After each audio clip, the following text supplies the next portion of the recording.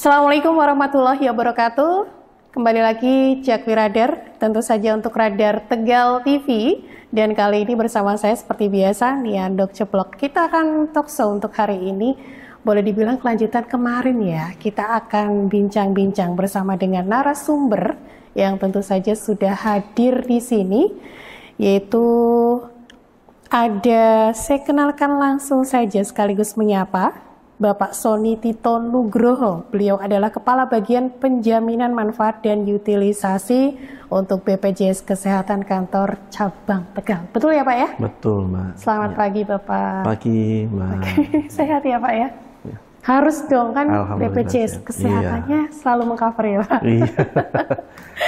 Baik, Jakwi Radar yang jelas untuk nanti 1 jam ke depan kita akan ngobrolin tentang temanya adalah alur layanan kesehatan dan klausul yang dijamin dan tidak dijamin sama BPJS ya Pak ya. Mungkin Jakwi Radar termasuk saya juga kadang kurang tahu banyak mengenai informasi tentang BPJS ya Pak ya.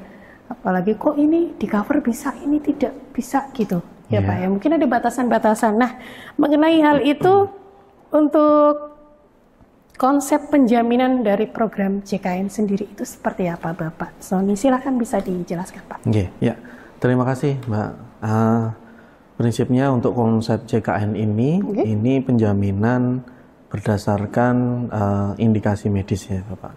Gitu ya Mbak ya. Jadi secara indikasi medis JKN menjamin pesertanya ini berdasarkan tingkat kebutuhan medis.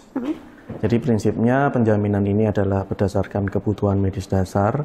Kemudian kami bekerja sama dengan fasilitas kesehatan, itu baik fasilitas kesehatan tingkat pertama dan fasilitas kesehatan rujukan tingkat lanjut. Itu untuk di FKTP itu kami bekerja sama dengan puskesmas, kemudian klinik Pratama dan dokter praktek perorangan itu, dan juga dokter gigi.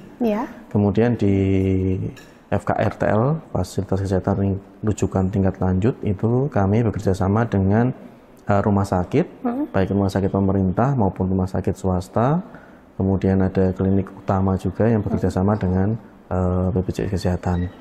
Nah, prinsipnya untuk penjaminan ini kami ada manfaat medis dan non medis. Nah, kemudian terkait dengan alur pelayanan, maka peserta JKN ini semua di cover pertama kali ada di FKTP atau fasilitas kesehatan tingkat pertama. Jadi peserta nanti terdaftar di FKTP yang bisa pilihannya adalah FKTP yang terdekat dari tempat tinggal atau FKTP yang terdekat dengan wilayah kerjanya. Jadi ini dibebaskan oleh peserta mana yang akan dipilih FKTP ini. Itu karena nanti kami akan melakukan pembiayaan kepada FKTP ini berdasarkan kapitasi ya, praupaya. Artinya berapa peserta yang terdaftar di FKTP tersebut, kami akan membayarkan sejumlah nominal kapitasi setiap bulannya. Jadi apakah peserta itu berkunjung atau tidak, kami tetap akan membayarkan berdasarkan peserta terdaftarnya. Ya, biasa disebut kapitasi atau praupaya.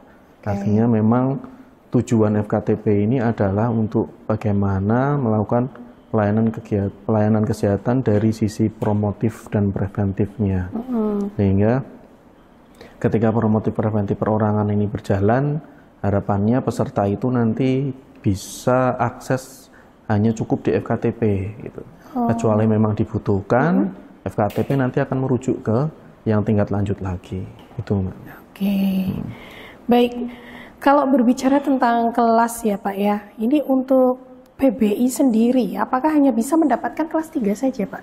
Ya, kalau berdasarkan dengan Perpres 82 tahun 2018 yang kemudian dirubah kembali di Perpres nomor 59 tahun 2024 dan ditegaskan kembali di Permenkes nomor 51 tahun 2023 itu menyebutkan memang untuk peserta kelas 3, jadi bukan hanya PPI ya Mbak. Jadi untuk peserta yang terdaftar di kelas 3 itu memang tidak diperkenankan untuk naik kelas ketika peserta ini dirawat di rumah sakit, terutama di ruang rawat inap. Kalau misalkan Pak di kelas 3-nya ternyata penuh Pak, itu gimana Pak? Nah, ini akan beda nanti perlakuannya ketika memang kelas 3 ini penuh. Gitu ya. Jadi untuk kondisi di mana ruang perawatan kelas 3 penuh, ini maka ada beberapa alternatifnya. Yang pertama, peserta dapat dititipkan di kelas di atasnya, itu maksimal selama 3 hari. Gitu. Atau peserta nanti akan ditawarkan oleh rumah sakit untuk dirujuk ke fasilitas kesehatan lain yang memang terdapat ruang perawatan inap kelas 3 yang tersedia. Gitu. Nah, dan itu dijamin oleh JKN untuk naik menjamin. Kelas itu memang harus ada biaya tambahan atau gimana Pak? Untuk kondisi di mana ruang kelas perawatan penuh itu tidak ada, gitu. Tapi maksimal selama 3 hari atau sebelum pasien pulang. Gitu. Jika memang ternyata setelah 3 hari, maka ada beberapa alternatif tadi. Apakah pasien dialih rawat ke rumah sakit lain, atau jika sebelum 3 hari ada ruang kelas 3 yang ternyata sudah tersedia, maka peserta akan dikembalikan ke kelas 3-nya. Oh gitu. Untuk yang 3 hari ini Pak, apakah memang setiap pasien BPJS yang rawat inap itu hanya di cover 3 hari saja atau gimana Pak? Saya pernah dengar kayak gitu soalnya Pak, ini pasien BPJS nanti cuma 4 hari aja dipulangin gitu Pak. Iya, jadi kelas 3 hari ini maksudnya adalah batas untuk penitipannya ya. Gitu, jadi artinya bisa dititipkan, ini nanti biasanya akan fleksibel berbeda di kondisi masing-masing rumah sakit. Ada yang rumah sakit memang dia bersedia untuk menitipkan dimanapun kelasnya, gitu. Tapi ada memang rumah sakit secara prinsipnya regulasinya memang dia menyebutkan dititipkan di kelas di atasnya, gitu. Nah, untuk 3 hari ini maksudnya adalah batasan untuk penitipan kelas ini aja. Jadi bukan kemudian setelah 3 hari pasien harus pulang, itu enggak. Terkait dengan lama perawatan itu berdasarkan dengan indikasi medis pasien. Gitu.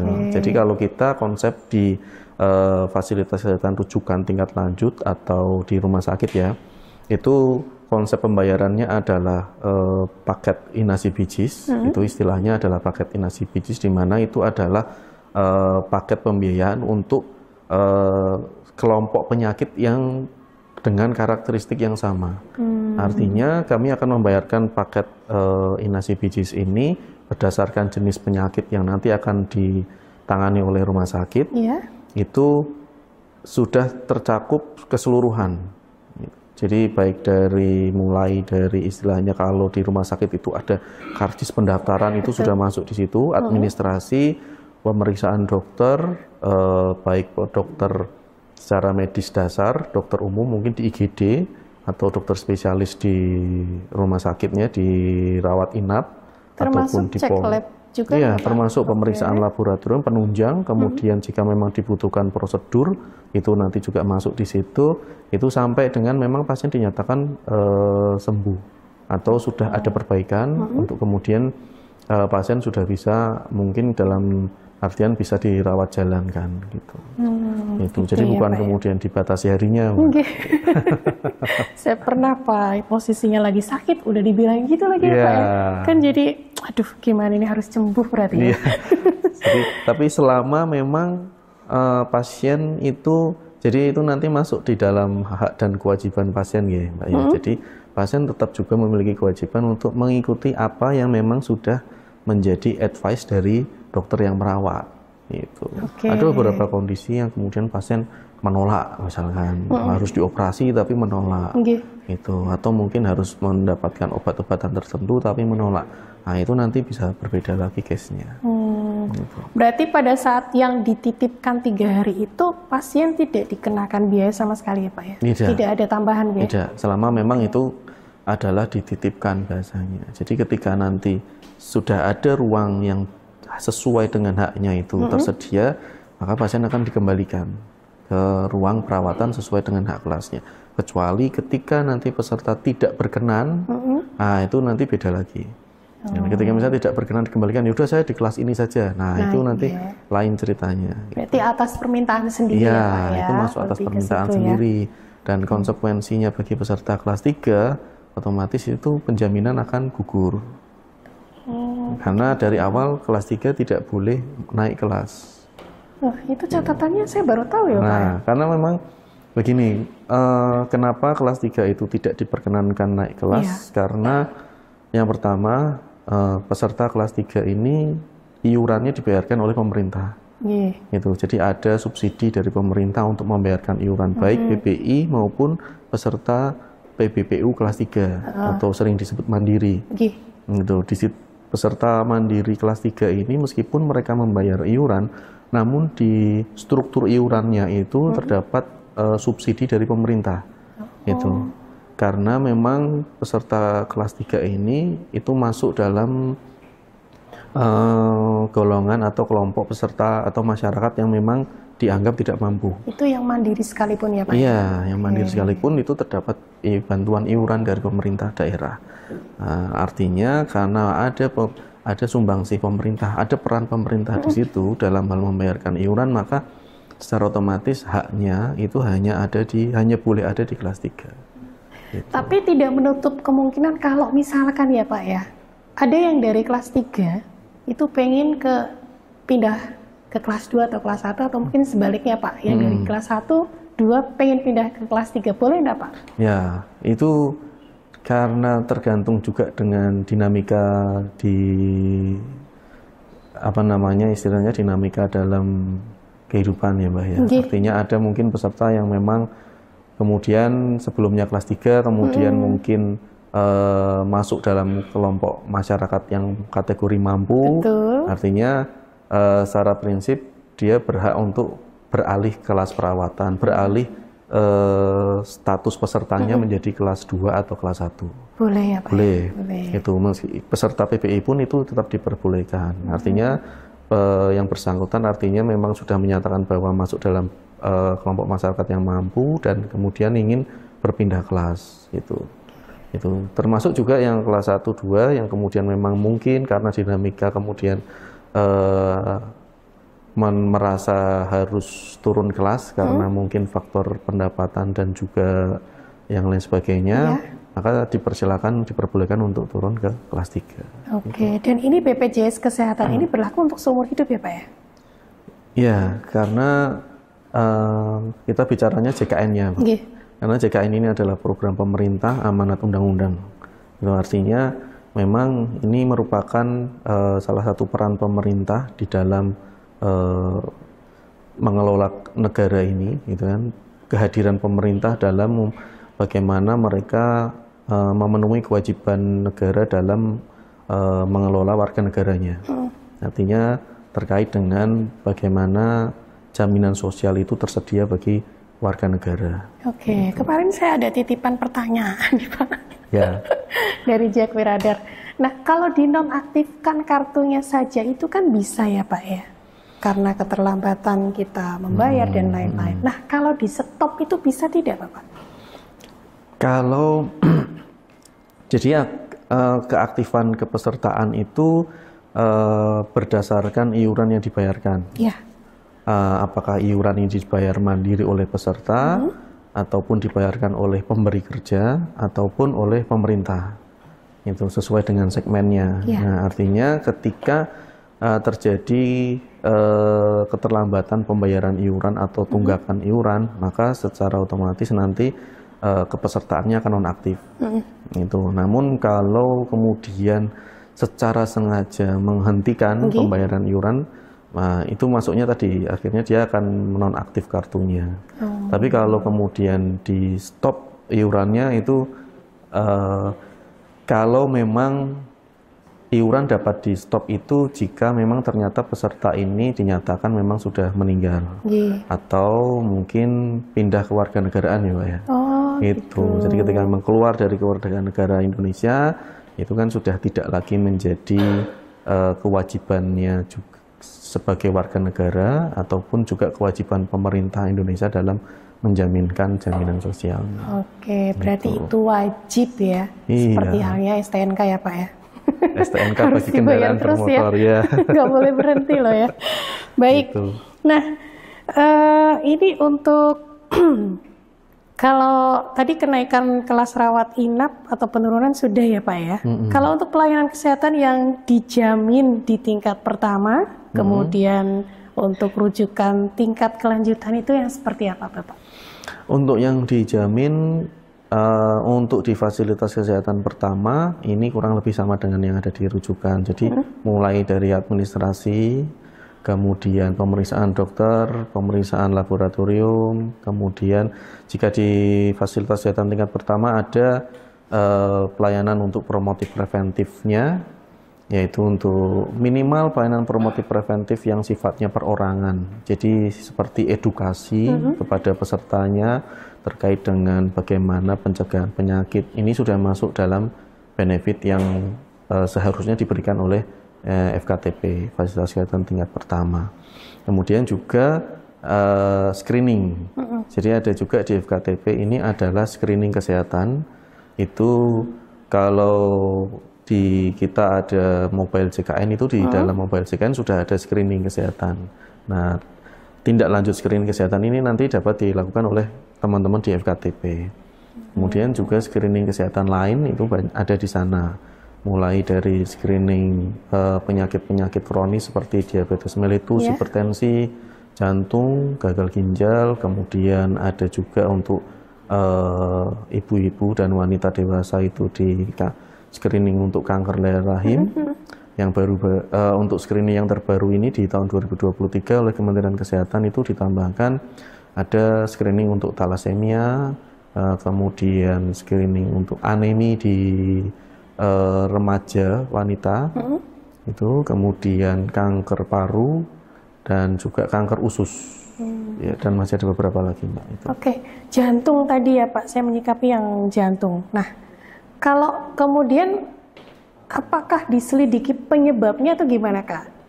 Contoh misal kalau saya perokok nih Pak, ternyata saya kena jantung, itu di cover nggak sama BPJS? Ya, untuk jantung memang semua secara indikasi medis itu di cover. Jadi memang kami belum bagaimana melihat apakah penyebabnya itu nanti masuk dalam penanganan medisnya itu. Tapi terkait dengan perokok tadi itu memang di dalam salah satu unsur di pendapatan negara itu memang salah satunya kan dari pajak rokok ya. Dan di situ memang ada beberapa kondisi di mana penghasilan dari pajak rokok ini juga nanti ada beberapa persentase yang memang harus masuk dalam bagaimana untuk pengelolaan kesehatan. Itu. Nah, kalau di beberapa negara maju itu perokok kemudian ditambah lagi dengan produk-produk gula, itu sudah masuk di dalam unsur pajak kesehatan untuk di negara-negara luar itu. Nah, kenapa? Karena tadi perokok menyumbang tadi penyakit jantung. Betul. Ya, kemudian gula juga menyumbang penyakit diabetes mellitus. Jadi artinya memang kemudian tidak kita menyalahkan rokoknya gitu, ataupun produk gulanya, namun secara tidak langsung ini menjadi faktor pencetus untuk nanti seseorang memiliki faktor risiko untuk menderita suatu penyakit tertentu. Gitu, Mbak. Gitu ya, Pak ya. Jadi nanti bisa jadi mungkin menjadi salah satu mereka harus bertanggung jawab atas pembiayaan kesehatan juga. Oh gitu. Berarti intinya jantung ini di cover nggak Pak? Di cover. Di cover dong ya. Tapi masalah penyebabnya itu belum di ini ya Pak ya? Iya. Kita belum bisa itu ya, atau hanya jantung yang mendadak saja yang di cover nih Pak? Enggak ya? Jadi seluruh jenis penyakit jantung gitu. Selama memang masuk dalam kategori indikasi medis. Baik Pak. Nah, kemudian kalau misalkan nih Pak, kita mau periksa di salah satu vaskes ya Pak, itu kan kalau menggunakan ini BPJS, itu harus fingerprint nih Pak. Itu harus orang yang bersangkutan Pak.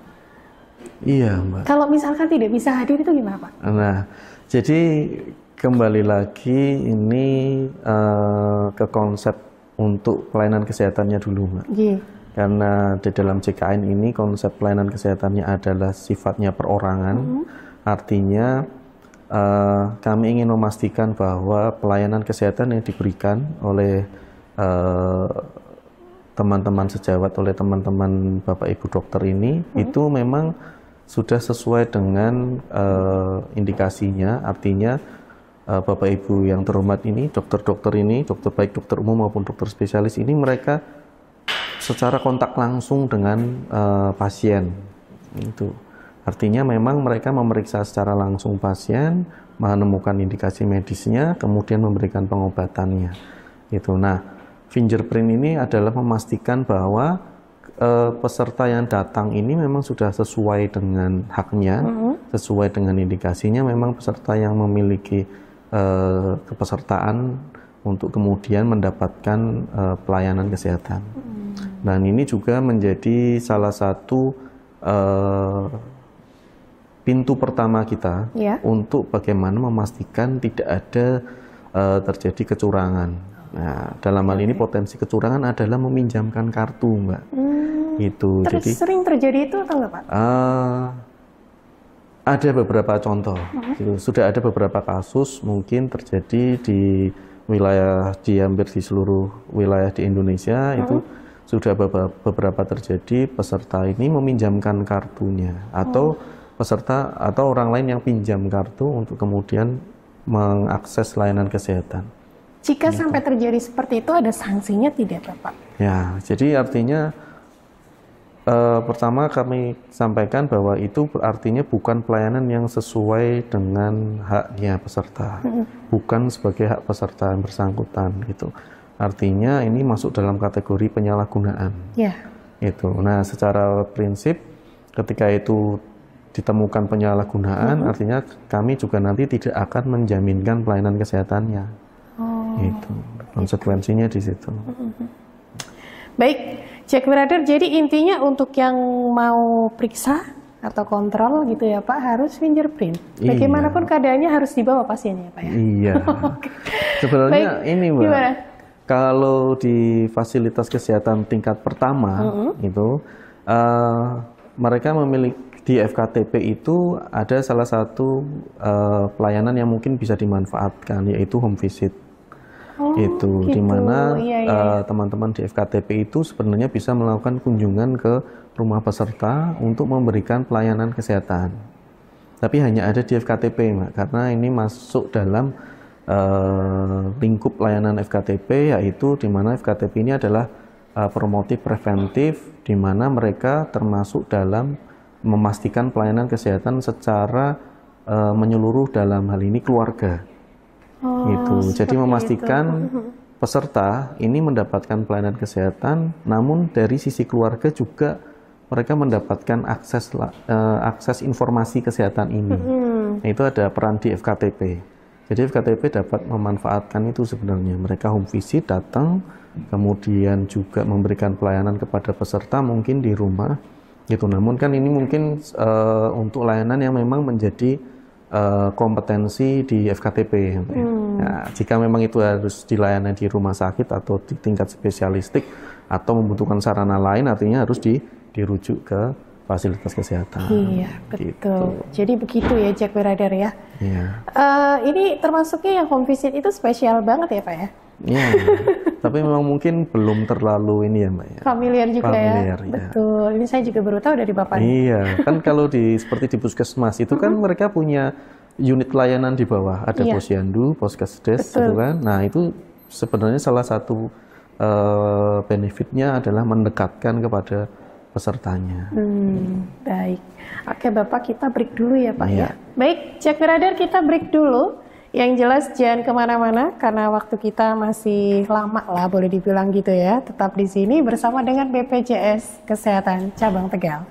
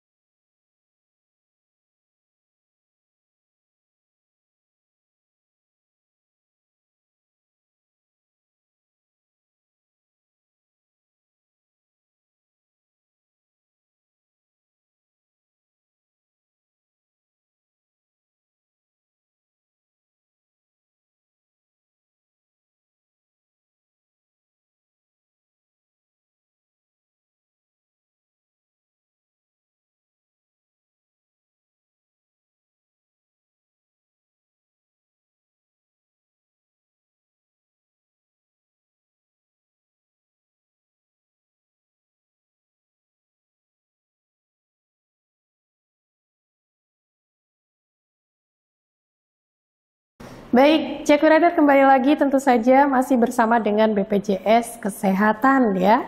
Dan Pak Sony di sini masih semangat banget loh Jakwiradar. Iya dong ya. Baik, Pak Sony, saya mau tanya lagi nih tentang pelayanan kesehatan yang tidak dijamin oleh BPJS Kesehatan itu apa Bapak? Ya, jadi kalau kita membahas terkait pelayanan kesehatan yang tidak dijamin, secara umum itu disebutkan di dalam Perpres ya Mbak ya, di Perpres 59 tahun 2024 itu yang terbaru tentang perubahan Perpres 82 tahun 2018. Nah di sana disebutkan pelayanan yang tidak dijamin oleh program jaminan kesehatan ini. Yang pertama adalah pelayanan kesehatan yang tidak sesuai dengan peraturan perundang-undangan. Nah, di sini klausul yang menjelaskan terkait dengan pelayanan kesehatan yang tidak sesuai dengan peraturan perundang-undangan ini salah satunya itu adalah pelayanan kesehatan yang didasari atas permintaan sendiri. Ya. Nah, itu ada. Jadi, ketika misal nih kita datang ke FKTP, kemudian datang, kita langsung ketemu dengan dokter, langsung, dok saya minta rujukan ke rumah sakit. Ya. Nah, itu sudah masuk kategori permintaan sendiri. Artinya itu tidak dapat dijamin. Sama halnya dengan ketika rumah peserta datang ke rumah sakit, misalkan ke poliklinik spesialis itu ya, datang, saya peserta JKN, saya mau berobat ketemu dengan dokter spesialis, tapi tidak ada rujukan dari FKTP. Nah, itu juga masuk dalam kategori permintaan sendiri. Artinya itu tidak dapat dijamin. Itu. Terus kemudian yang kedua adalah pelayanan kesehatan yang dilakukan di fasilitas kesehatan yang tidak bekerja sama dengan BPJS Kesehatan. Itu kecuali untuk kasus-kasus gawat darurat. Itu. Jadi kalau kasus gawat darurat, seluruh fasilitas kesehatan baik yang bekerja sama ataupun tidak bekerja sama itu wajib memberikan pelayanan. Itu. Nanti fasilitas kesehatan akan mengajukan tagihan ke BPJS Kesehatan. Kalau yang langsung masuk ke IGD ya Pak ya, itu tidak perlu rujukan ya Pak ya? Tidak perlu. Untuk layanan di instalasi gawat darurat rumah sakit itu tidak perlu adanya rujukan dari FKTP. Namun harus tetap dipertimbangkan atau diperhatikan adalah kategori gawat daruratannya. Itu. Jadi tidak semua kemudian, nah ini juga menjadi perhatian ya. Kondisi kegawat daruratan ini mungkin berbeda-beda persepsinya antara masyarakat umum dengan kegawat daruratan medis. Itu pasti. Nah, itu juga harus menjadi perhatian itu. Nah, kalau kita lihat di Perpres 59 itu juga diatur terkait dengan kondisi kegawat daruratan. Di sebelumnya juga ada di Perpres 82 itu beberapa poinnya itu adalah kondisi di mana itu mengancam jiwa. Iya. Nah, kemudian kondisi di mana jika tidak segera ditolong itu akan menimbulkan kecacatan. Nah, kemudian kondisi di mana ini mengancam misalkan jalur nafas, kemudian sirkulasi darah, terus ada kondisi di mana seseorang ini mengalami penurunan kesadaran. Nah, itu beberapa poin-poinnya, Mbak. Ada beberapa lagi yang ada di dalam Perpres itu. Jadi itu ya. Jadi bukan kemudian pasien misalkan pusing, kemudian ke IGD. Nah, tapi kondisinya baik-baik saja nih. Hanya memang mengeluhkan pusing, kemudian ke IGD. Nah, itu bukan masuk dalam kondisi gawat darurat. Nah, itu Bapak ya. Gitu. Saya ngalamin sendiri ketika dikasih opsi waktu itu saya pernah kena COVID ya Pak ya. Tapi saya berpikir gini, ini memang harus dirawat waktu itu Pak. Tapi saya mikir, aduh saya sendirian dong. Kan nggak boleh ditengok, nggak boleh diapain gitu ya Pak ya. Nah setelah itu akhirnya saya ngomong, saya nggak mau dirawat lah. Saya bilang gitu. Nah karena belum ada 1 hari itu makanya dikenai biaya Bapak. Karena BPJS itu akhirnya tidak bisa diberlakukan gitu loh Pak. Iya. Itu memang seperti itu ya Pak. Kalau nggak nginep itu mendingan nginep aja sehari atau 2 hari gitu Bapak. Gimana Bapak? Sebenarnya enggak ya Pak ya, sebenarnya enggak.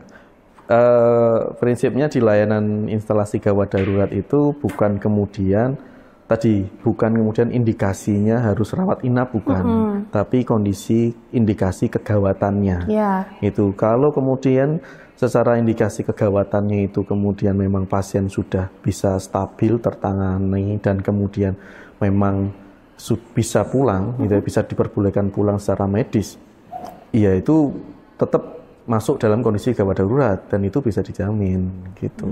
Bukan kemudian syaratnya harus rawat inap, itu kan enggak ada. Gitu. Enggak ada, Mbak. Kalau syarat harus pelayanan emergensi atau pelayanan IGD itu harus rawat inap, enggak.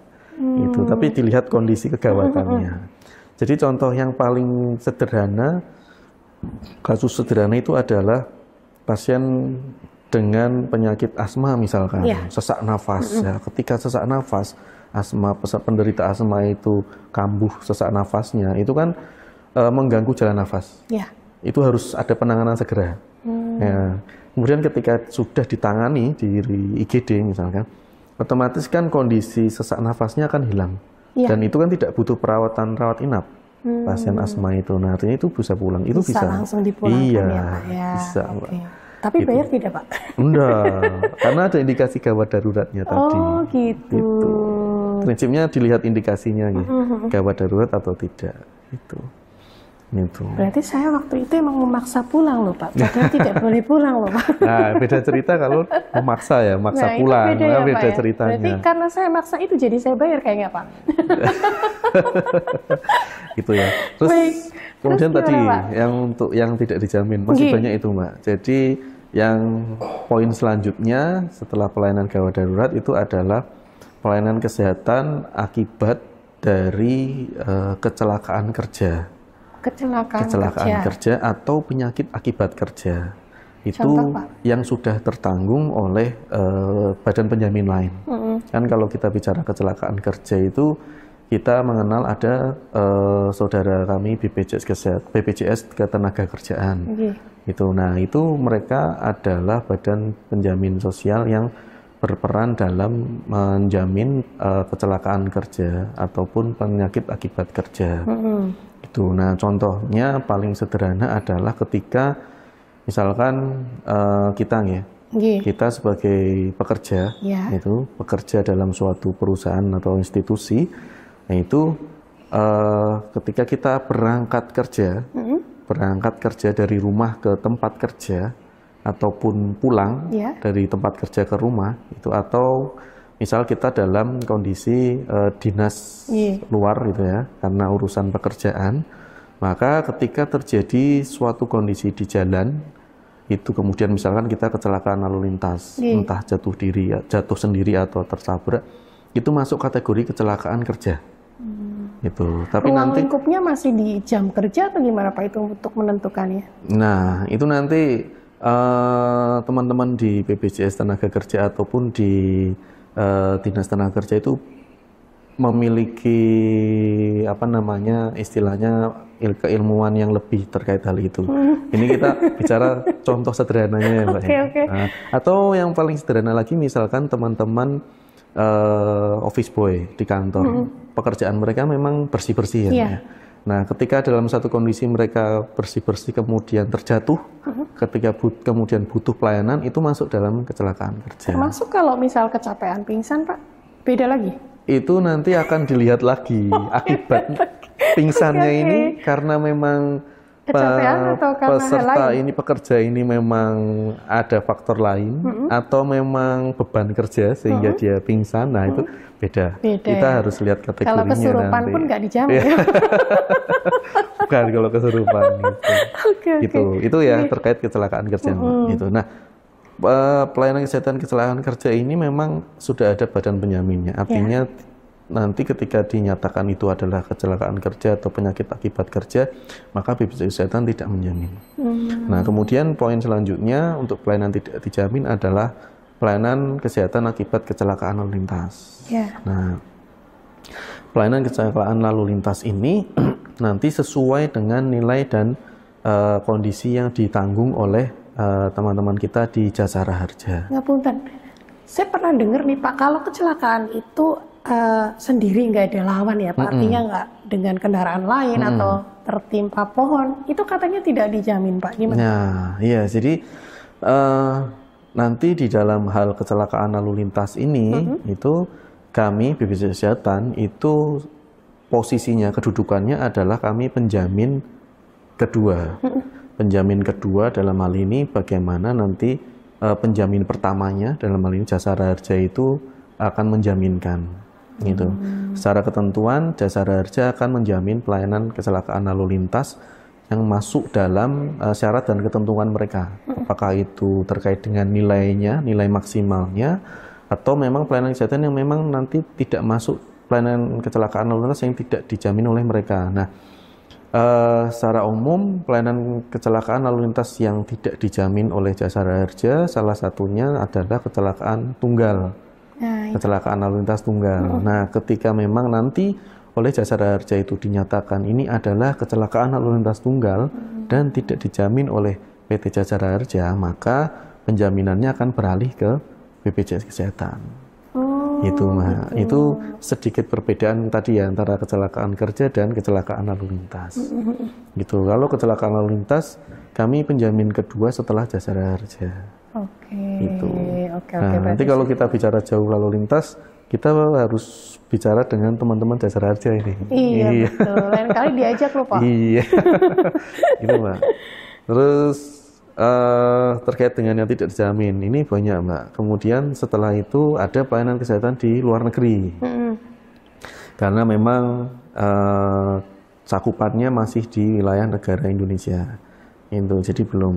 Nah, nanti kalau ini nanti kita ada beberapa kondisi, misalkan pelayanan haji. Haji ini kita nanti akan memberikan cakupan layanan sampai dengan tahap embarkasinya. Gitu. Ketika teman-teman yang berkesempatan untuk naik haji ini, ketika mereka sudah berangkat, maka itu nanti akan masuk dalam penjaminan institusi lain. Gitu. Tapi ketika di embarkasi itu masih dalam penjaminan JKN. Terakhir di situ ya Pak ya? Iya. Kemudian pelayanan kesehatan estetik, ya, kosmetik itu karena itu adalah dalam rangka kecantikan ataupun sudah bisa ya Pak ya?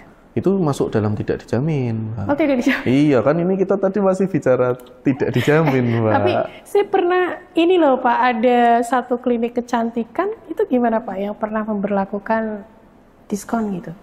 Kalau diskon itu ini ya Mbak ya, apa ya? Itu apa itu bisa Pak istilahnya? Mungkin salah satu juga dari sisi kami juga mungkin bagaimana menggandeng teman-teman yang lain ini. Jadi diskon itu tidak hanya di klinik kecantikan biasanya. Ya, kalau mungkin teman-teman itu juga ada yang bekerja sama dengan misalkan tempat usaha lain itu yang memberlakukan diskon. Itu biasanya untuk bagaimana menarik minat para peserta ini untuk mempertahankan kepesertaan JKN-nya. Gitu, iya. Bukan kemudian dijamin pelayanan kecantikannya. Itu sebenarnya trik ya Pak? Iya. Marketing. Iya, gitu. Gitu. Terus apalagi estetik sudah, kemudian pelayanan kesehatan untuk kebutuhan rumah tangga itu juga tidak. Misal peserta yang dirawat inap, kemudian dia selama pelayanan rawat inap itu yang paling sederhana adalah butuh popok. Itu misalkan, nah itu tidak masuk dalam penjaminan. Kemudian, nah ini pelayanan kesehatan akibat ketergantungan obat-obatan terlarang. Itu juga obat-obatan terlarang dan alkohol. Nah itu juga tidak masuk dalam yang dijamin. Itu. Kemudian yang lain pelayanan kesehatan akibat tanggap darurat, misalkan kejadian luar biasa atau wabah seperti kita bicara COVID ya, itu masuk dalam penjaminan oleh pemerintah. Gitu. Kemudian yang lain pelayanan kesehatan akibat kepada korban kekerasan ataupun korban penganiayaan, teroris dan lain sebagainya, itu juga masuk yang tidak dijamin. Ya, Pak. Kemudian pelayanan kesehatan akibat kondisi ataupun aktivitas dari kepolisian ataupun TNI. Itu juga masuk kategori yang tidak dijamin, serta pelayanan yang memang tidak berhubungan dengan pelayanan kesehatan sama sekali. Atau satu lagi yang ketinggalan mungkin ini, akibat hobi membahayakan diri. Apa itu, Pak? Hobi membahayakan diri termasuk di dalamnya adalah usaha untuk ini ya, melukai diri sendiri. Misal ataupun, saya mau bunuh diri gitu ya, Pak? Ya, kalau mau misalkan kasus kejadian bunuh diri gitu, kemudian misal gagal, itu tidak dijamin.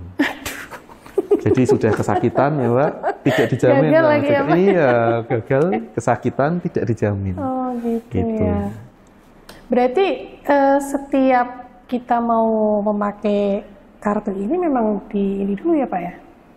Gimana Pak? Diidentifikasi dulu untuk apa gitu ya? Kayak Iya. tadi mungkin mau bunuh diri pun itu Iya.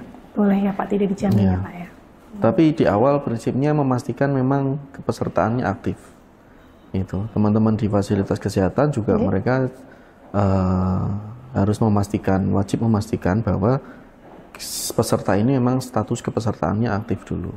Aktif Gitu. dulu ya. Untuk saat ini kita sudah kemudahannya sudah luar biasa. Hanya dengan NIK, KTP kita sudah bisa akses layanan kesehatan.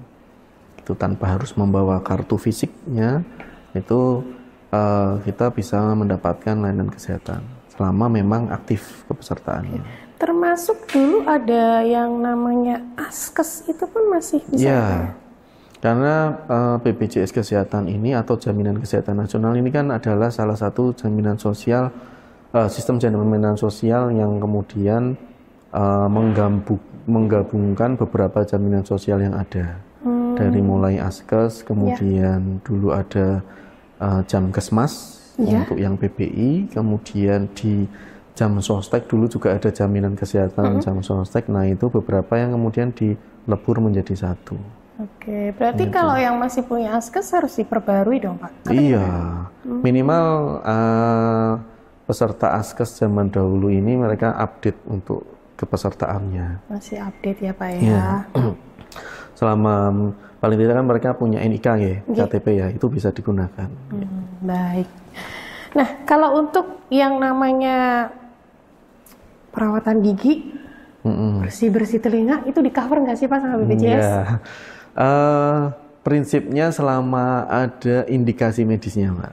Indikasi medis itu yang dilihat. Ya, jadi misal perawatan gigi, kalau yang paling umum adalah pembersihan karang gigi. Nah, ketika pembersihan karang gigi ini harus dilakukan karena ada indikasi medisnya, misalkan gusi bengkak. Gusi bengkak karena ternyata yang menjadi penyebab gusi bengkak ini adalah karang gigi yang berlebihan. Itu maka dijamin. Itu. Tapi kalau misalkan saya sengaja datang pengen bersihin gigi gitu, boleh saya nggak, datang Pak? ke teman-teman dokter gigi, kemudian dok, saya enggak pede nih gigi saya ada karang giginya. Nah itu enggak bisa Mbak. Gitu. Harus sakit gigi dulu ya Pak? Iya, bukan sakit gigi ya, tapi indikasi medisnya ada. Jadi seperti itu ya Pak ya. Dan denger-denger lagi nih Pak, saya pernah baca emang di satu kayak Vaskes, dia menyediakan untuk yang namanya perawatan gigi. Tetapi saat pelaksanaannya itu harus bertahap Pak. Misalnya satu kali pertemuan itu harus gigi bawah dulu gitu Pak. Nanti pertemuan selanjutnya baru gigi atas gitu. Gimana Pak itu Pak? Kalau secara indikasi medis, kita melihat bagaimana kebutuhannya ya secara medisnya. Kalau memang semua diharuskan secara medis ada perawatan, maka itu dapat dilakukan. Gitu. Tapi ya kalau kita di sini bicara secara khusus untuk pelayanan gigi, itu kemudian satu pasien dilakukan seluruhnya, itu mungkin teman-teman dokter juga membutuhkan untuk bagaimana mereka melakukan pentahapannya memang. Itu. Kalau kita lihat dari sisi pasien sendiri, ketika seluruhnya itu dilakukan perawatan, mungkin dampaknya dia juga peserta akan kesulitan nanti ketika harus mengunyah makanan dan lain sebagainya. Itu. Kemudian juga dari sisi dokternya sendiri, ketika satu pasien harus semua dilakukan, maka usahanya ini kan akan makan waktu banyak. Sedangkan mungkin dari sisi medisnya mungkin tidak semua harus segera ditangani. Begitu juga telinga Pak. Iya. Kalau jangan sampai nanti dulu sama. Jangan sampai nanti banyak pasien di belakang yang antri, Mbak. Oh. Nah, itu juga harus dipertimbangkan, Itu Mbak. harus dipertimbangkan Iya. juga ya, Pak ya. Iya, itu juga harus Baik, dipertimbangkan. luar biasa. Jadi banyak pertimbangannya, Mbak. Gitu. Memang mungkin secara medis, oh ini misalkan saya ini gigi lubang, wah Bapak ada 4 gigi lubang ini, kanan, kiri, atas, bawah, gitu kan. Nah, apakah semua langsung harus ditambal? Nanti dilihat kebutuhannya, gitu. Kalau saya secara keinginan, ya maunya langsung semua, gitu. Tapi secara kebutuhan, apakah harus semua? Karena mungkin teman-teman dokter lebih tahu, lebih paham. Ketika nanti kanan, kiri, atas, bawah semua ditambal, saya harus mengunyah makanan, Ngilu lewatnya juga ya, mana, Pak, Pak? ya? Nah, Betul. kemudian juga mungkin lindung. Kemudian bisa jadi nanti terapi yang sudah diberikan jadi tidak optimal nanti karena hasilnya juga seharusnya istirahat tapi digunakan. Nah, itu. Oke, gitu ya Jack Iya. Birader. Kita break dulu dan masih ada satu sesi lagi, tentu saja bersama dengan BPJS Kesehatan Cabang Tegal.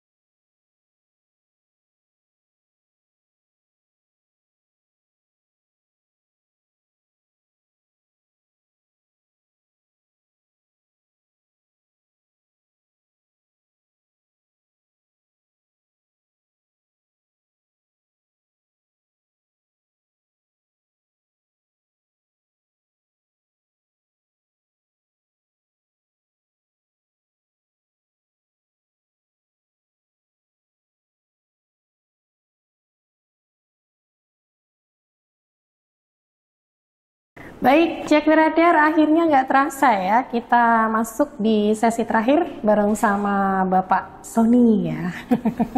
Halo Pak Sony, terakhiran nih Pak, jangan lemes ya Pak ya. Iya, masih semangat. Gimana? Sebelum kita akhiri, ada yang ingin disampaikan untuk Jack Birader? Silakan Bapak. Ya, mungkin satu lagi sebelum ini Mbak, tadi ada tambahan untuk yang pelayanan yang tidak dijamin, yang mungkin ini untuk kondisi di masyarakat mungkin ada lumayan banyak ya kasusnya. Jadi misalkan untuk usaha untuk memiliki keturunan, ya, atau Itu gimana, infertilitas.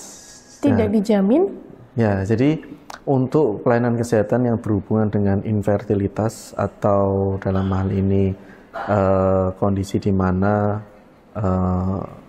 pasien ini belum dapat memiliki keturunan. Berarti gitu. kayak ada semacam program pengen punya anak gitu ya Pak jadi ya? Oke. termasuk di situ adalah upaya untuk memiliki keturunan, itu belum masuk dalam kategori yang dijamin. Jadi itu tidak dijamin oleh program CKN. Gitu. Nah itu ya.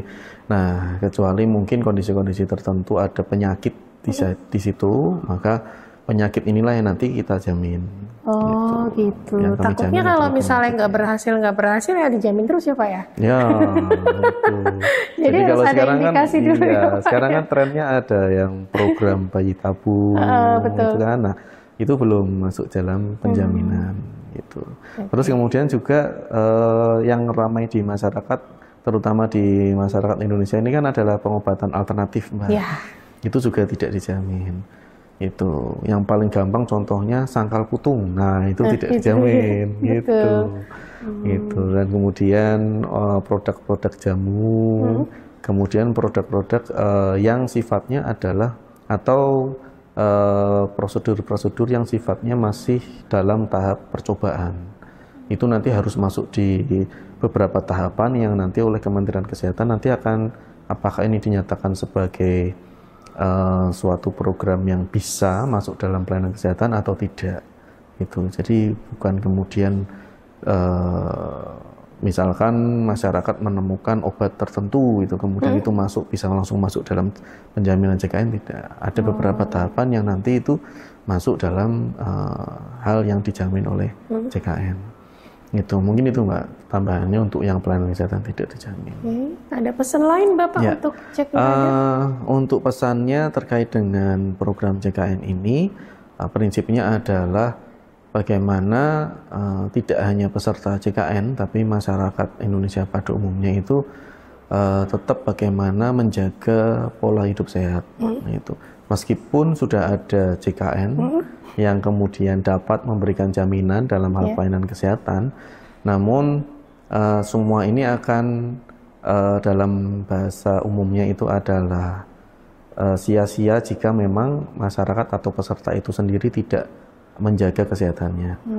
Gitu. Di dalam program JKN kita sudah ada pelayanan promotif preventif di fasilitas kesehatan tingkat pertama. Artinya peserta itu akses ke fasilitas kesehatan tidak hanya ketika sakit, namun juga ketika sehat mereka dapat akses untuk mendapatkan pelayanan promotif preventif.